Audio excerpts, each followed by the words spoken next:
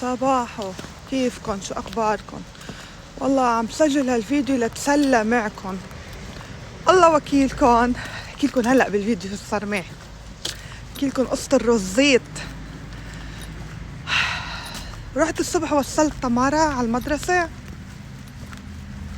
ورجعت كفيت عند الفيتنامي اللي بتعرفوه. بدي جيب رز، بدنا نعمل ورق عريش. بأم الفيتنامي مسكر. قمت أني نطرت مثل الشاطرة. راحت الشنطة.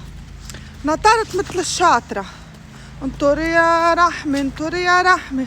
نطرت 3 ساعة، حداش فتح. رجعت حملت حالي وهيني رايحة لوين؟ ها وحدة اسمها كوب لنشوف حظنا. فاتحة مسكرة، عندها رز ما عندها رز، كله عشان نتفة رز بدي اعملن ورق عريش. ولا بدي ارجع على البيت.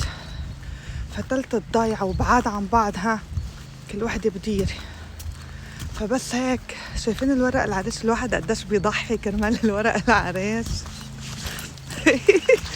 والله الأكل بتستاهل. عندي رز بس حبته شوي مش بسمتي، حبته بتشمط شوي بالطبخ، ففيش قدامي إلا قطع مسافيت، لازم شوية رز. ايه والله هي حكاية الرز. يلا هيدي الكوب جيت. هيا شايفينا؟ ادعولي قبل ما فوت لاقي هالرزيت وروح افتح لايف ونعمل ورق عريش وكوسي. ليش داي طالعين هيك اليوم؟ يا معطرين شكلهم بخوفوا. يلا مش مشكلة، باي. ادعولي لاقي رز وارجع هالبيت سترة وسلامة. باي.